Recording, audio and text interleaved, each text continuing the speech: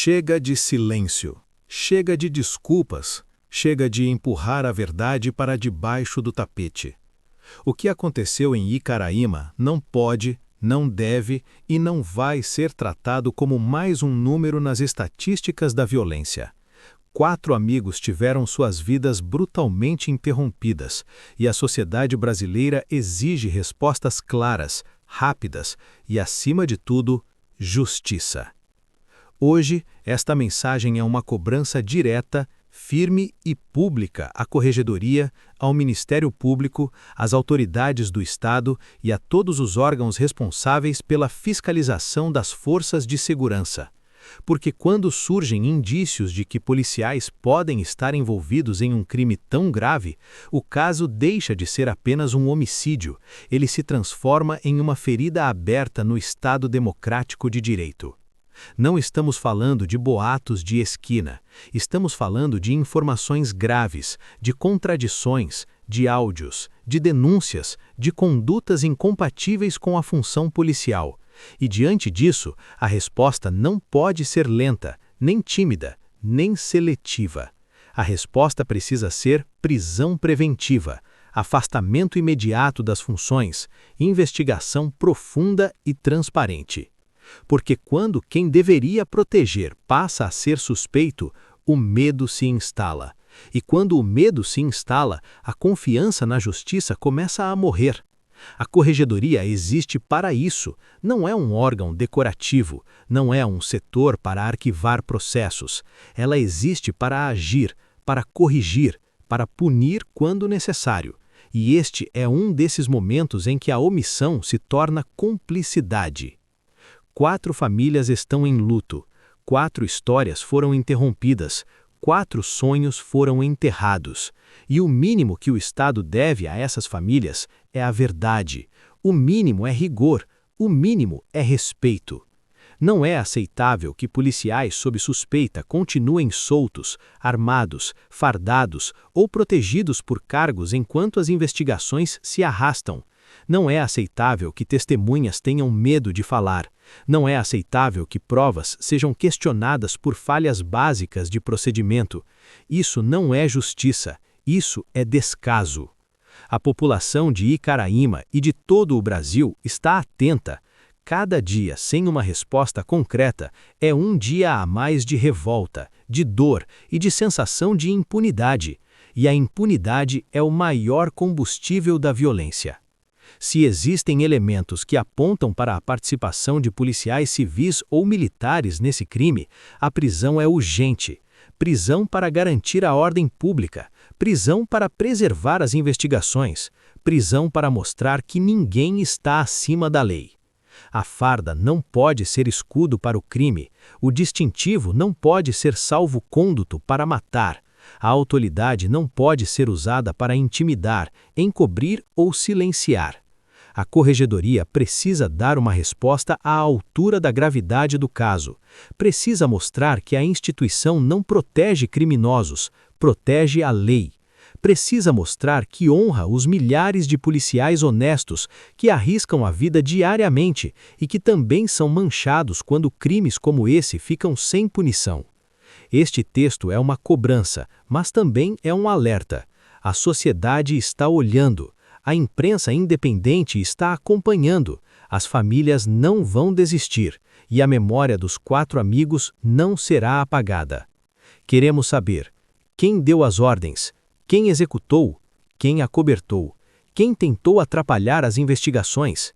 E queremos respostas com nomes, cargos e decisões judiciais, não com notas vagas, não com coletivas ensaiadas, não com promessas futuras. Justiça tardia também é injustiça. Investigação sem punição é encenação. Silêncio institucional é conivência. Que a Corregedoria cumpra seu papel, que o Ministério Público atue com independência, que o Judiciário tenha coragem e que os responsáveis, sejam eles quem forem, respondam na prisão, como manda a lei. Por respeito às vítimas, por dignidade às famílias, por honra às instituições e para que Icaraíma não seja lembrada como mais um caso enterrado pela impunidade, mas como o lugar onde a verdade venceu o medo. Prisão urgente. Justiça já. A advogada Josiane Monteiro, que representa as famílias de 3 das 4 vítimas da brutal chacina ocorrida em Caraíma, Robisley Hernani de Oliveira, Rafael Juliano Maras Cauchi, Diego Henrique Afonso e Alencar Gonçalves de Souza, veio a público para rebater veementemente informações divulgadas pela Polícia Civil sobre o andamento das investigações. O caso tem 2 principais nomes de pessoas foragidas. Antônio Buscariolo, de 66 anos, e seu filho, Paulo Ricardo Costa Buscariolo, de 22 anos. Em um posicionamento incisivo, a defensora levanta sérias preocupações quanto à condução e à transparência do inquérito. A primeira crítica de Josiane Monteiro reside na antecipação de informações repassadas à comunidade. Além disso, ela aponta para um grave vazamento sobre um mandado de busca expedido contra um policial civil do município, que estaria supostamente envolvido em facilitar a fuga dos suspeitos do crime. Flávia, na verdade, essa nota que foi emitida pelo delegado de polícia da cidade de Umuarama, ela foi uma nota que foi antecipada. O delegado ia emitir essa nota entre o dia 15 e o dia 19 desse mês. No entanto, porque vazou uma informação de que um investigador de polícia da cidade de Caraíma havia sido alvo de um mandado de busca e apreensão, nós entramos em contato com a autoridade policial. Essa informação foi vazando para a sociedade, por isso eles vieram com essa nota no dia de ontem. Com relação aos fatos que ele trouxe na nota, ele trouxe uma ordem cronológica de fatos, né? O que em alguns pontos nos estranhou muito. Primeiro, com relação à data do desaparecimento das vítimas, que desapareceram no dia 5, e somente só encontraram os vestígios no local do crime no dia 25.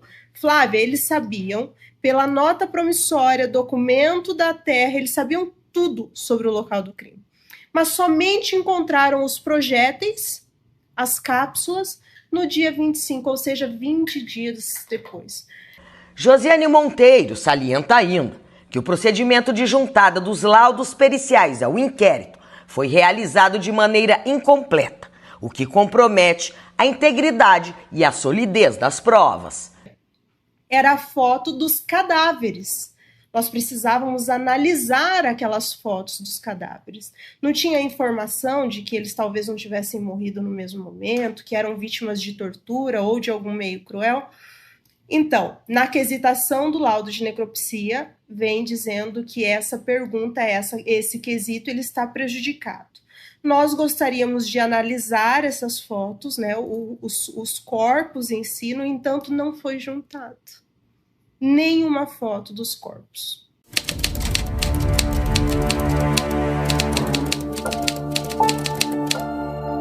A advogada ressalta um ponto crucial levantado pela própria Polícia Civil. O delegado-chefe da 7ª Subdivisão Policial de Umuarama deixou claro em nota que havia conhecimento do suposto envolvimento de 2 policiais de Caraíma desde o início das investigações. O delegado de polícia também cita a questão dos policiais. Os investigadores, não cita o nome, mas todos nós sabemos quem são. Ele cita que esses investigadores foram alvos dessa operação, desse mandado de busca e apreensão. Para nós recebemos isso com muita indignação, porque o delegado de polícia, tanto de Umuarama quanto de Caraíma, eles souberam 2, 3 dias depois do desaparecimento que haviam pessoas lá dentro que estavam colaborando com os investigados. Além de saber pelos familiares das vítimas, por nós, por minha advogada, eles souberam pela sociedade, nas cartas que vieram dizendo a localização dos corpos e do veículo, também tinha essa informação não entregue para a polícia de Caraíma. Nós todos sabíamos que tinha alguma coisa errada. No entanto, só depois de 4 meses, que começou-se essas cautelares e o afastamento dessas pessoas. Hoje, Flávia, nós não sabemos dizer o tamanho do dano que foi causado a essa investigação. Nós não sabemos tudo o que foi omitido, o que foi suprimido, o local que foi alterado. Nós não sabemos se a polícia realmente não prendeu os investigados, porque eles eram avisados por essas pessoas durante esse último tempo. Nós sabemos que certamente o local do crime foi alterado, e isso com o auxílio da polícia. Hoje fica muito claro por que a família Buscariolo desapareceu da cidade, deixando o prato de comida em cima da mesa, Flávio. Porque como que eles saberiam que aquele mandado de prisão tinha sido expedido? Hoje nós sabemos. Na verdade, nós já sabíamos, mas ontem a autoridade policial confirmou.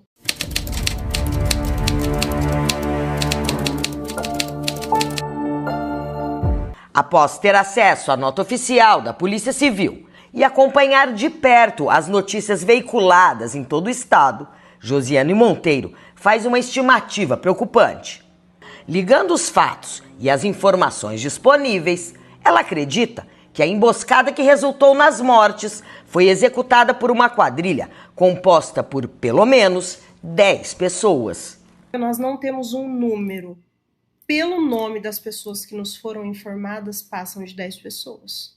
Cada uma contribuindo de uma forma, seja fornecendo veículo, seja ajudando a ocultar o veículo, a Fiat Toro, seja ajudando a ocultar os corpos, tirando a vida dessas pessoas, ajudando essas pessoas a fugirem, repassando informações para essas pessoas. Então, nós temos ali informações de mais de 10 pessoas.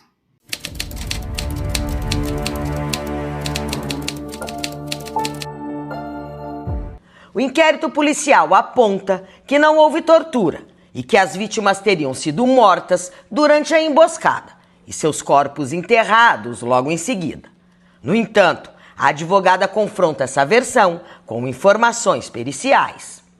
Após os corpos terem permanecido por cerca de 40 dias sob a terra, peritos do Instituto de Criminalística teriam afirmado que os cadáveres estavam em um bom estado para a identificação. Josiane questiona essa narrativa e a disparidade entre as conclusões, sugerindo que o levantamento da polícia pode estar incompleto ou equivocado em relação à dinâmica das mortes. Com relação ao momento da morte, o delegado, como você disse, ele disse que eles morreram dentro do veículo. Eu tive acesso aos laudos, analisei os laudos, só que como eu não tenho foto, Flávia, eu preciso saber trajetória dos disparos de arma de fogo, né, dos projéteis, para saber o ângulo de quem atirou, o ângulo que a arma estava no momento em que esses tiros atingiram essas pessoas. Existem alguns pontos que para mim ainda não estão resolvidos, é que existem disparos que foram feitos em sentido decrescente. Orifício de entrada, orifício de saída, em sentido decrescente. Então, isso não bate muito com a linha de que foram mortos dentro do carro. É lógico, não precisa ser um anão que deu o tiro de baixo para cima, pode ser alguém caído no chão e você dispara, o tiro vem de baixo, sai em cima e é em sentido decrescente, em sentido crescente. Então, nós temos isso, que não bate com os tiros, com a dinâmica que foi trazida. Mas a autoridade policial vai ter que, em seu relatório, explicar isso também. Inclusive, já conversei com o delegado de polícia e pedi que fosse feito, vou formalizar esse pedido para que seja feito em formato 3D, né, o trajeto, que juntem as fotos dos corpos, o que é certo que seja feito nesse processo com relação ao laudo de necropsia, porque nós sabemos que lá no IML várias fotos foram tiradas e é o mínimo que eles podem fazer, juntaram um croquis, um desenho de um corpo, orifício de entrada e saída pela numeração, tórax, não sei o que, então isso para nós não serve. Nós precisamos de uma análise mais técnica. Nós temos também, Flávia, algumas das vítimas com tiro pelas costas. Não bate com os disparos que foram dados na Fiat Toro, porque dois dos tiros eram mais agrupados, e nós temos somente um impacto, uma marca de impacto na Fiat Toro, na traseira, uma ou duas marcas, e existem mais tiros que atingiram as vítimas. Então, assim, o delegado de polícia vai ter que explicar toda essa situação. Caso ele não faça, nós iremos aí constituir um assistente técnico e nós vamos trazer as informações, mas nós esperamos que eles cumpram com o serviço que é deles, e enquanto isso não for feito, nós estaremos fazendo requerimento, né? E do jeito que está, não vai ficar.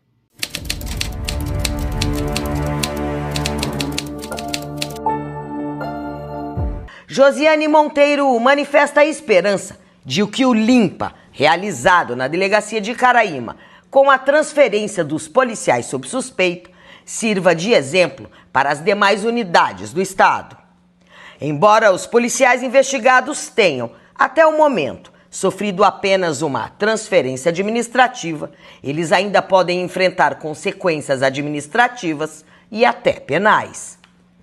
Mesmo assim, a advogada se diz consternada com o andamento dos trabalhos desenvolvidos pela Polícia Civil no caso, indicando uma insatisfação profunda com a forma de como a investigação tem sido conduzida.